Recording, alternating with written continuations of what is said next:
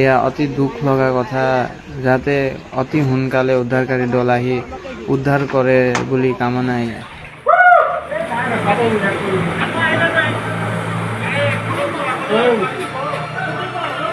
প্ৰাণৰ মমতাত মানুহে ঘৰৰ চামচেটবিলাকত আশ্ৰয় ল'বলগীয়া হৈছে, টিনৰ ওপৰত আশ্ৰয় ল'বলগীয়া হৈছে। বানপানী আমি একদম চাদৰ ওপৰত আছোঁ, অৱস্থা একদম বেয়া। কিমান পশুধনৰ অপচয় হৈছে। এতিয়াও পানীত ডুবি আছে উজনিৰ 3 জিলাৰ বানাক্ৰান্তৰ ঘৰ। ক'তো যাব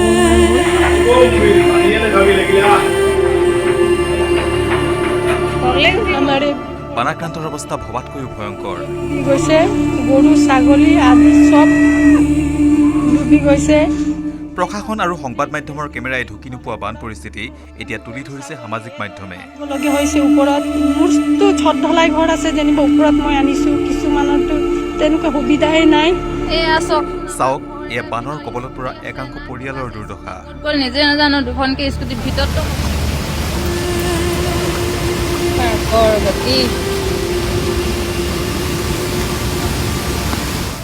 চোতালত পানী, মানুহজনে মেইন কাগজ তুলি নিছে আৰু মানুহ 6-7 ফুট ওপৰত পানী যেতিয়া উঠি গৈছে পটককৈ 10-15 মিনিটৰ ভিতৰত, তেতিয়া মানুহ ক'লৈ যাব, কি কৰিব? আমি কালি 4:30 বজাৰ পৰা আমি এই ভঁৰালৰ ওপৰত এনেকৈ উঠি আছোঁ। পানীয়ে পূৰা তৎক্ষণাতে পানীয়ে মানে গোটেই ঘৰ বুঢ়াই শেষ কৰিলে। পাকঘৰত পানী, তৎক্ষণাত পানী আহি গ'ল, কিন্তু আমি তেতিয়াৰ পৰা আমি মানে SDRF বাহিনী হওক মানে আমি সহায় বিচাৰি মানে ইমানেই ফোন লগালোঁ, শোৱনি কোঠাত পানী। এতিয়ালৈকে আমাক সহায় কৰি কোনো অহা নাই। গৈ আছোঁ কিন্তু এতিয়ালৈকে নাই। তাঁতশাল, গোহালি য'ত যি আছে সকলো ডুব গ'ল অভাৱনীয় বানত। ইয়াত মানে যি আছে চব উটি যাব আৰু এতিয়া চাৰিওফালে যঁতৰ, ববিন যঁতৰ। এতিয়া এই বাতিবোৰ কেনেকৈ ৰক্ষা কৰা যায়। আধা ঘণ্টা আগতকৈ আৰু 1 হাত পানী বেছি বাঢ়িছে। এইবোৰ যোৱা 3 দিনৰ সামাজিক মাধ্যমত আপলোড কৰা বিভিন্ন দৃশ্য। বানৰ প্ৰকোপ কমিছে যদিও এতিয়াও বহুতৰে ঘৰে ঘৰে সোমাই আছে পানী।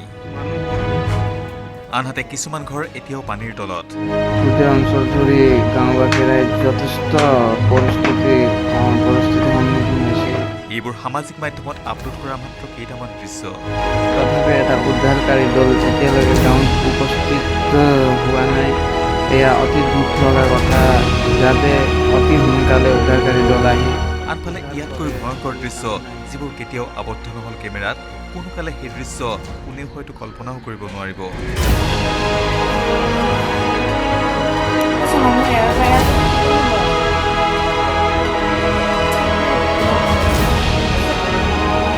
কেমেৰাৰে ভিডিঅ' সংগ্ৰহ কৰাৰ চিন্তা মূৰলৈ অহাটো বাদেই এই বানৰ বাবেই সাজু নাছিল বহু পৰিয়াল।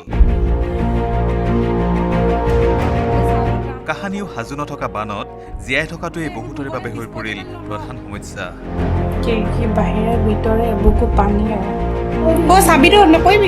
নাজিৰাৰ এই মাতৃপুত্ৰৰ দুৰ্দশা চাওক। নাজিৰাৰ ৰজাপুল গোহাঁই গাঁৱৰ, অকল ৰজাপুল বুলিয়ে নহয়, যোৰহাট, চৰাইদেউ, শিৱসাগৰ, নাজিৰা সকলোতে বানপীড়িত অঞ্চলত সামাজিক মাধ্যমৰ যোগেদিয়েই বহুজনে জনালে উদ্ধাৰৰ প্ৰাৰ্থনা।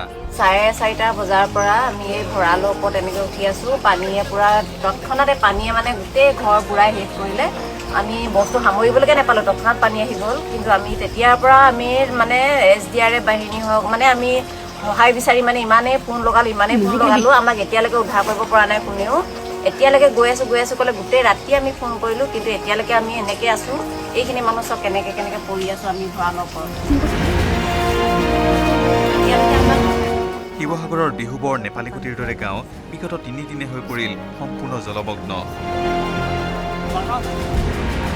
অঞ্চলটোৰ একমাত্ৰ ওখ ছাদ থকা ঘৰত আশ্ৰয় লৈ দুৰ্গতই জনালে উদ্ধাৰৰ প্ৰাৰ্থনা। গোটেই ডুবি গৈছে, গৰু ছাগলী আদি চব ডুবি গৈছে। প্লিজ আপুনি অতি ৰেস্কিউ টিম সহায় কৰক, অতি সোনকালে লৈ আহক। ল'ৰা ছোৱালীবিলাক চব ফচি গৈছে, ওলাব পৰা নাই সিহঁতক। আমি গৰু ছাগলী এইদৰে বান্ধিবলগীয়া হৈছে ওপৰত। মোৰতো ছট ঢলাই ঘৰ আছে, যেনিবা ওপৰত মই আনিছোঁ, কিছুমানতো তেনেকুৱা সুবিধাই নাই। আমাৰ ঘৰ গোটেই ডুবি গ'ল।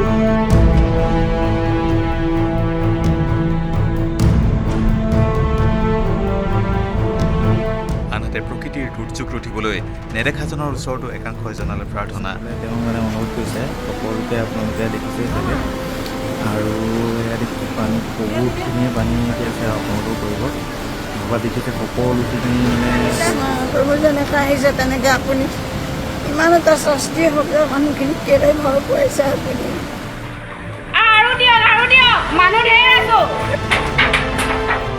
News desk, news 18 north east.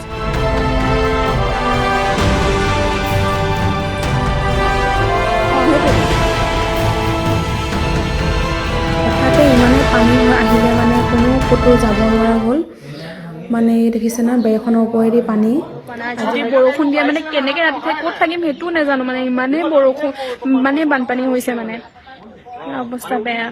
Dikhow নদীৰ পানী হয়, দিখৌ নদীয়ে মানে এবাৰ পুৰা তাণ্ডৱ দেখাইছে, তাতে বৰষুণো দিছে। আপুনি বিচৰা বাতৰি পাব কেৱল নিউজ 18 এপত। নিউজ 18 এপ ডাউনলোড কৰিবলৈ স্কেন কৰক এই QR কোড। গুগল প্লে ষ্টৰতো পাব এই নিউজ 18 এপ।